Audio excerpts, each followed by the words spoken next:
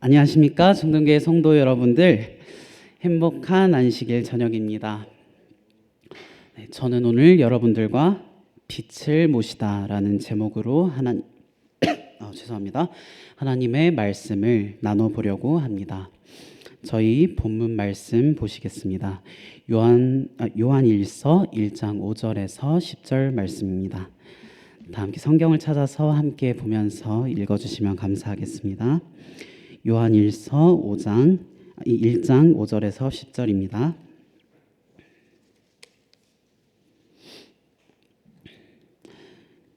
요한일서 1장 5절부터 10절 제가 읽겠습니다. 우리가 그에게서 듣고 너희에게 전하는 소식은 이것이니 곧 하나님은 빛이시라 그에게는 어둠이 조금도 없으시다는 것이니라.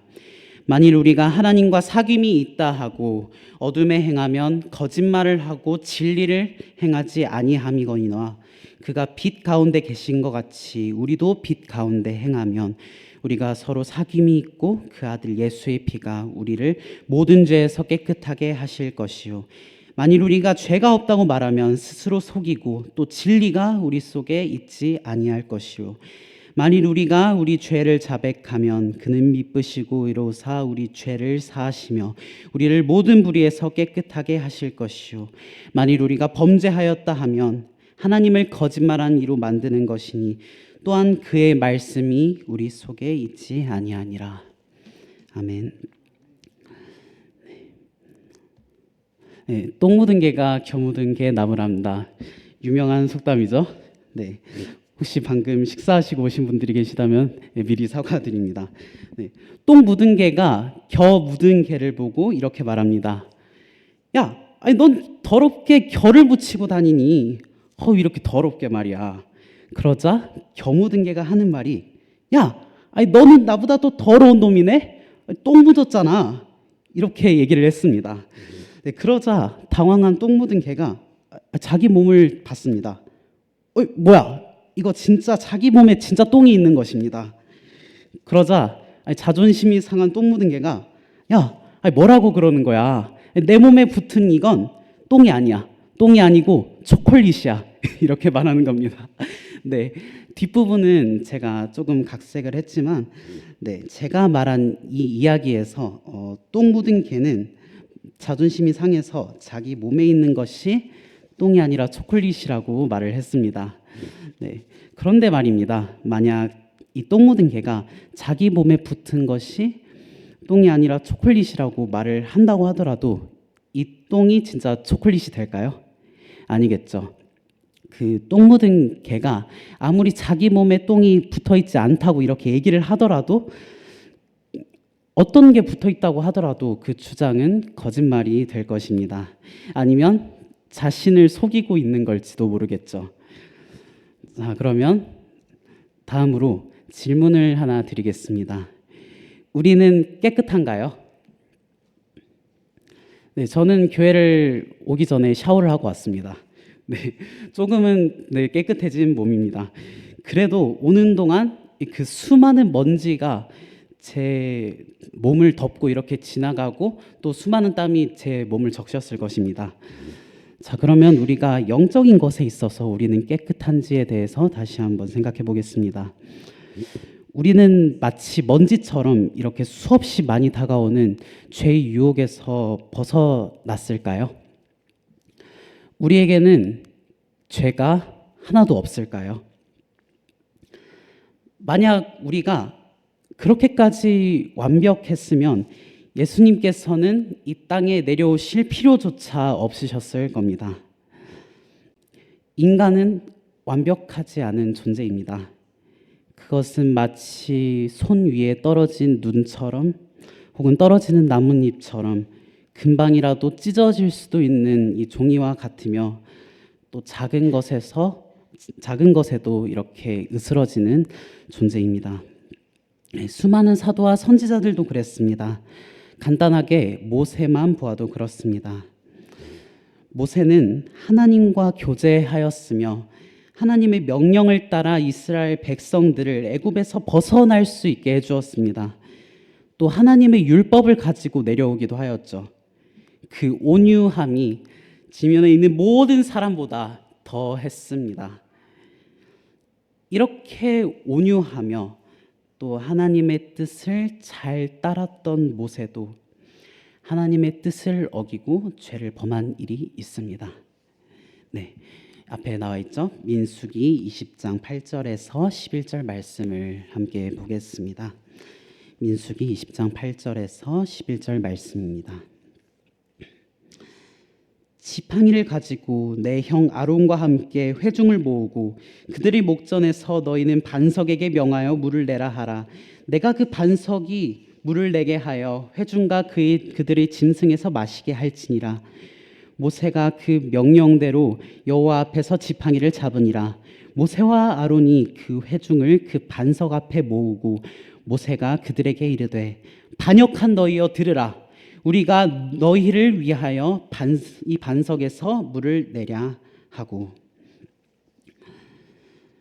네, 모세가 지팡이로 돌을 2번 쳐서 물을 나오게 한 이야기죠. 이 일이 있기 전에 출애굽기 17장에서 모세는 르비딤에서 백성들이 마실 물이 없을 때에 하나님의 명령을 따라 반석을 쳐서 이렇게 물이 이렇게 나와서 수많은 백성들이 마시게 된 기적을 체험하였습니다. 그 당시 출애굽기 백성들은 그 물이 없자 이 갈증을 느끼자 모세에게 불평을 하였습니다. 그리고 그 이후에 모세가 지팡이로 반석을 침으로써 그 물이 나왔죠. 그 이후에도 그들은 어떤 힘든 일이 닥치거나 어떤 어려운 일이 있으면 모세에게 계속해서 불평하였습니다. 지금 이 민수기 20장의 상황도 다르지 않았습니다. 백성이 모세와 다투어 말하여 이르되 우리 형제들이 여호와 앞에서 죽을 때 우리도 죽었더라면 좋을 뻔하였도다 라고 말을 했습니다.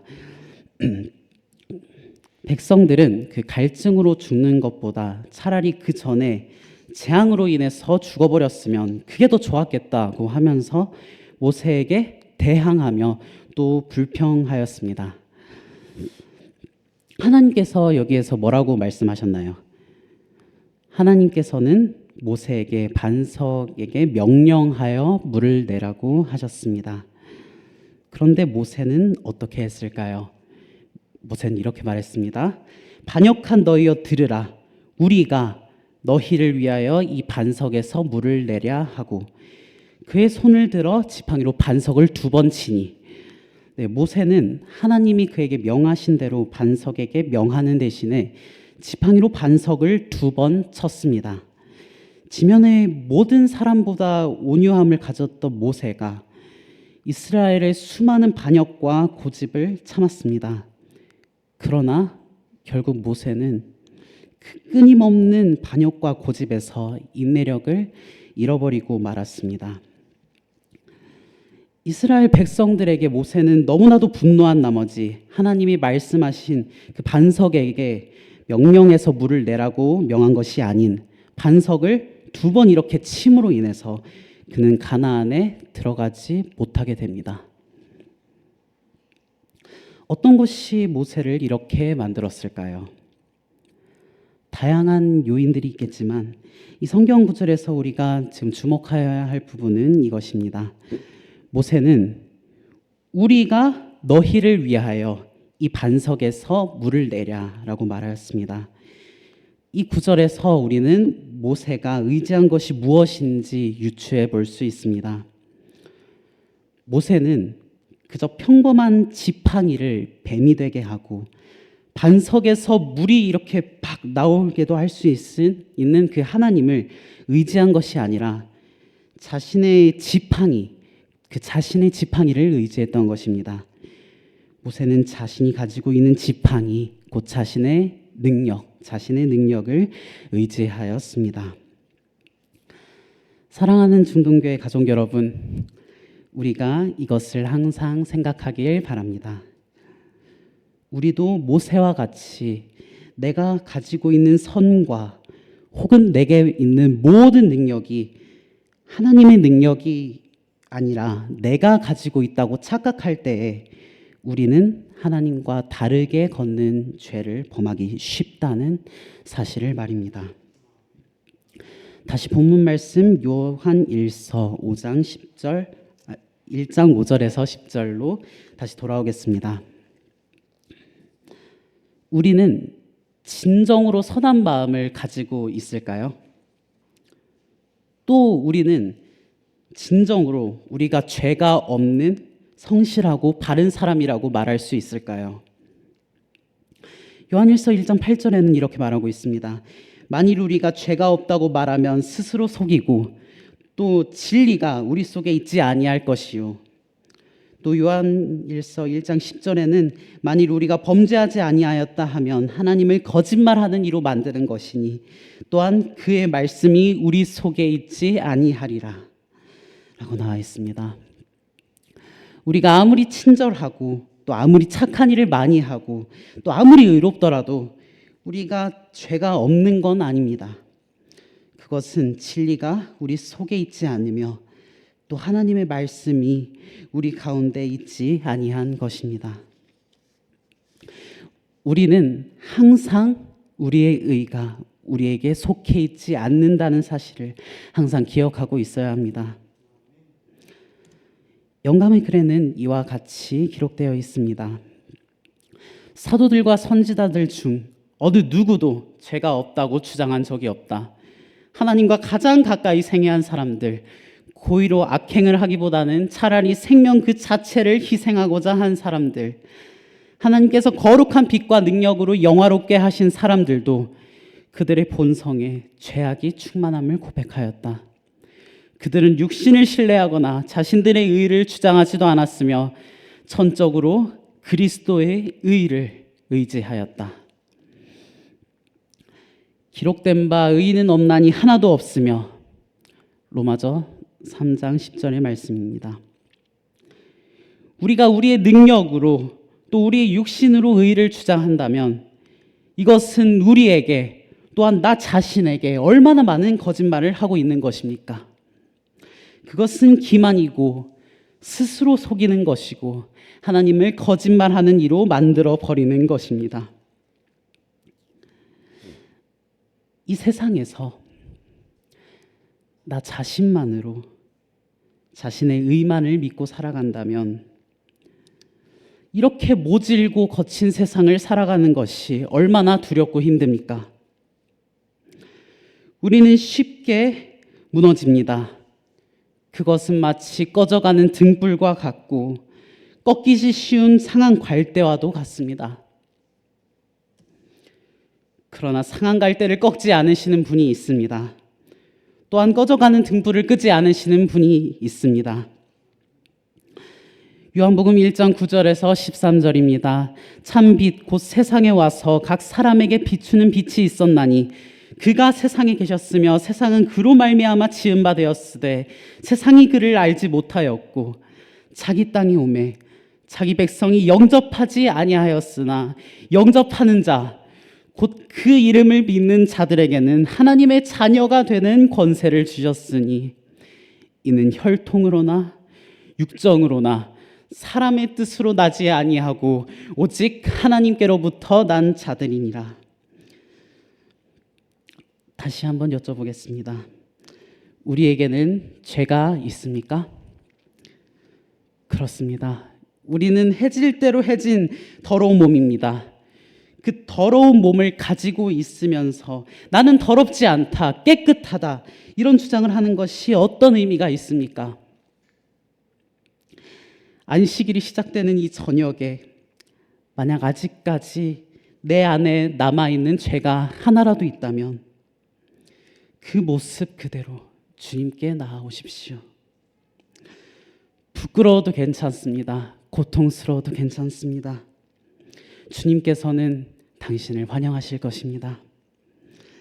그렇게 주님 앞으로 나아오면 9절입니다.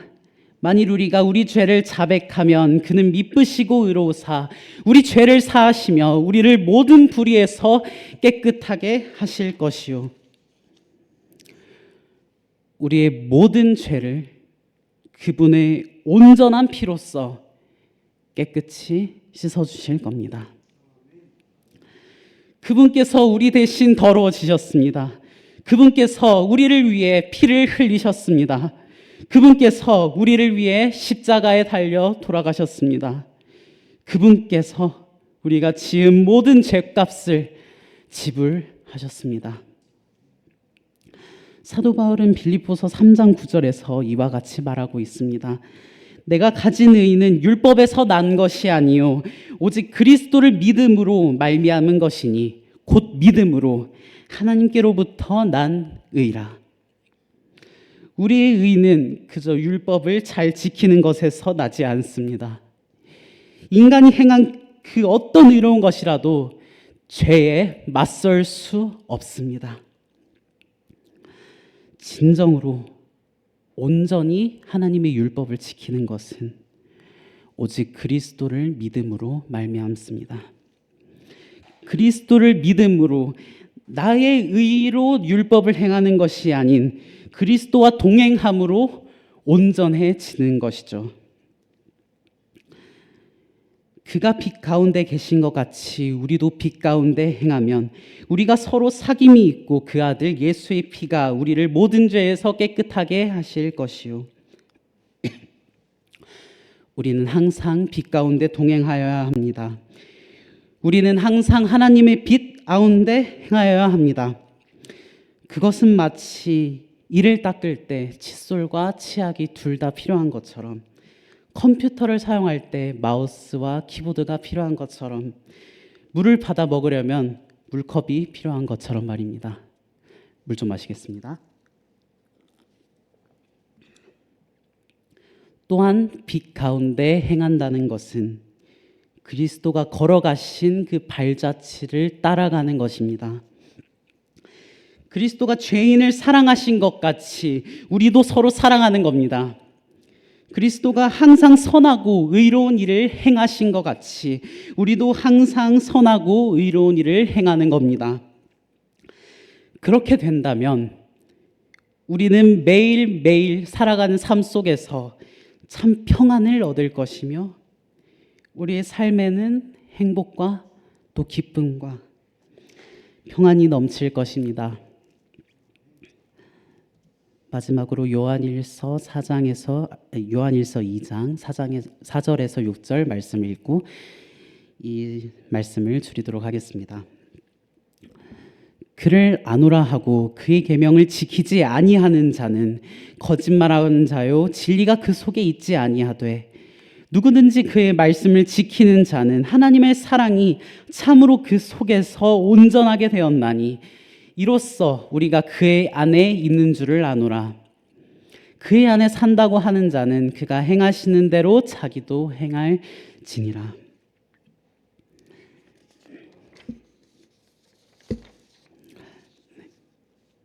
우리에게는 죄가 있습니다.